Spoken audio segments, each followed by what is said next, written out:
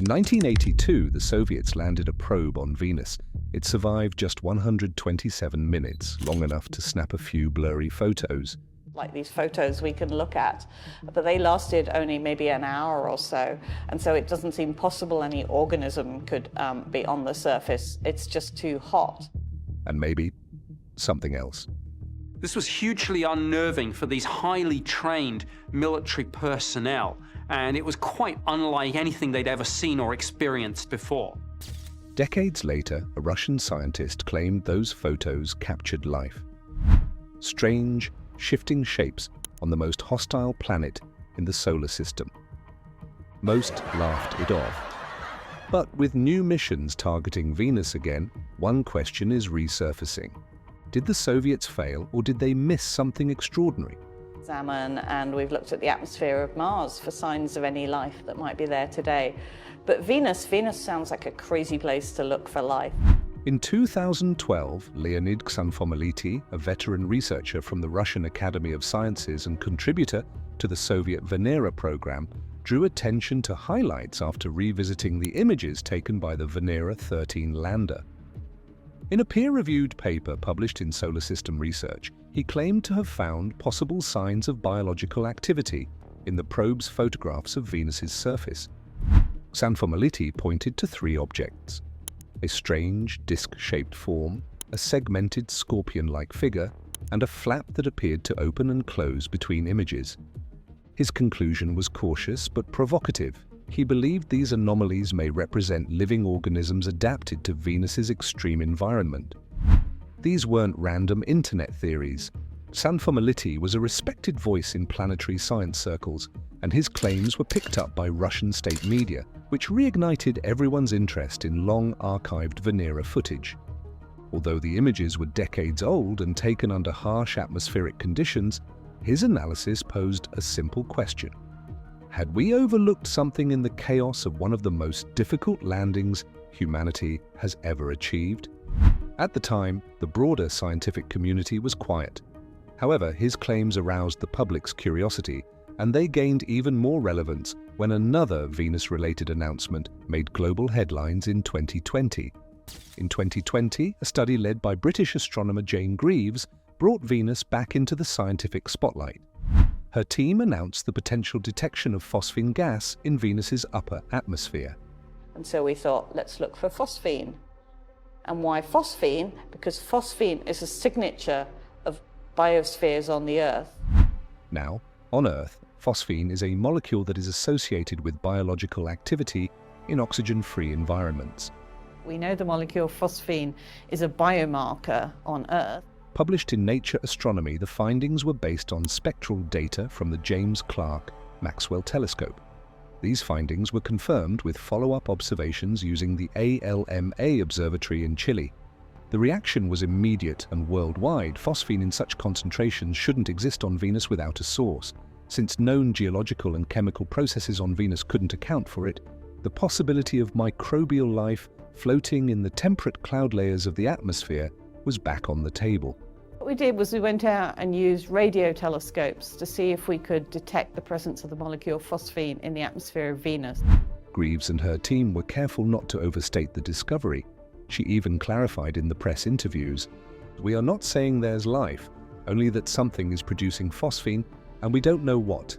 So the detection was later contested. Some studies suggested that the signal may have been misinterpreted or could even be a data artifact. However, it truly opened the door. Interest in Venus surged, and Xanfomality's 2012 claims, which were sidelined previously, were suddenly re-examined in a broader context. So, Xanfomality's interpretation sparked curiosity, but the scientific response was swift and skeptical. Experts did not agree with him generally. They believed that the objects Xanfomality is highlighting closely resemble the lander, which was sent to Venus. So these could be parts of the complex space shuttle itself. The scorpion-shaped anomaly could likely be a mechanical joint, most probably a lens cap, jettisoned shortly after landing. The supposed movement between frames could be easily explained by changes in lighting, angles, or data timing, not by biological behavior. On the other hand, NASA-affiliated scientists and planetary imaging experts emphasized that the Venera landers operated in extreme conditions. The surface temperatures were 465 degrees Celsius, atmospheric pressure was crushing, and with analog hardware designed in the 1970s, it is not surprising that the environment might show optical distortions or hardware artifacts. Emily Lakdawala of the Planetary Society was one of several experts who publicly explained how Venera's lander mechanics could account for all the anomalies. Even former Soviet engineers, including those who were directly involved in the Venera missions, supported these explanations. In later interviews, they confirmed that the equipment and visual elements seen were consistent with mission design documents. Though respectful of Xanthomality's curiosity, they disagreed with his conclusions. Still, the conversation had shifted. While the science cast doubt, public interest held tight to the possibility of something more. What was Venera 13? To understand the significance of these claims, it's worth stepping back and appreciating what Venera 13 actually accomplished. Launched by the Soviet Union in 1981, Venera 13 became the first spacecraft to send back color images from the surface of Venus. It landed in March 1982 and survived the harsh environment of the planet. We are talking about temperatures over 460 degrees Celsius and crushing atmospheric pressure 92 times more than our dear Earth. Even today, Venus remains one of the most hostile surfaces ever explored. So despite being designed to last only 32 minutes, Venera 13 operated for a remarkable 127 minutes. During that time, it returned panoramic color photos, recorded atmospheric sounds, analyzed soil composition, and deployed several instruments. The lander captured data which was never been seen before or since, making it one of the most valuable missions in planetary exploration. The engineering of the mission was purely analog, and its tools were mechanical and chemically hardened. There was no digital failover, everything was timed and automated. This concept helps to explain some of the visual anomalies later misinterpreted, but it also highlights how fragile and rare this kind of data is. Venera 13 didn't just survive Venus, it brought back a story from a world that doesn't forgive mistakes. Why does this story matter now?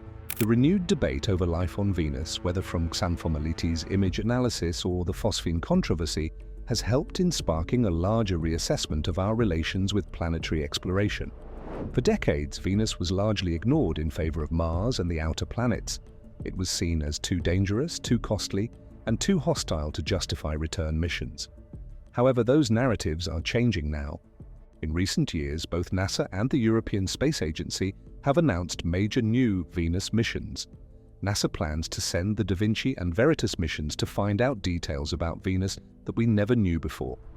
These two sister missions both aim to understand how Venus became an inferno-like world capable of melting lead at the surface. These missions are scheduled for the early 2030s. Meanwhile, ESA's Envision orbiter will map the planet's geology to determine if it was once habitable or can still support it.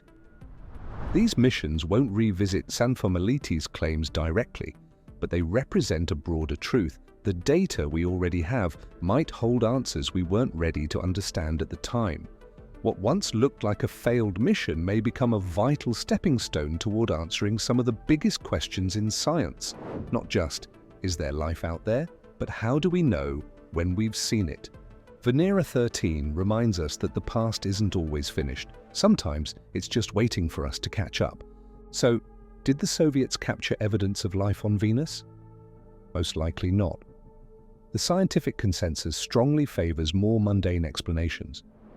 But that doesn't make the story meaningless. In fact, it's the uncertainty, the reinterpretation, and the constant push to reevaluate data that define how science moves forward. If you found this exploration thought-provoking, subscribe to Space Aquarius for more deep dives into the overlooked stories of space exploration. Leave a comment below. Was it just science fiction? Or is there something we've missed in the margins of history? The search continues. Sometimes the past is stranger than the future.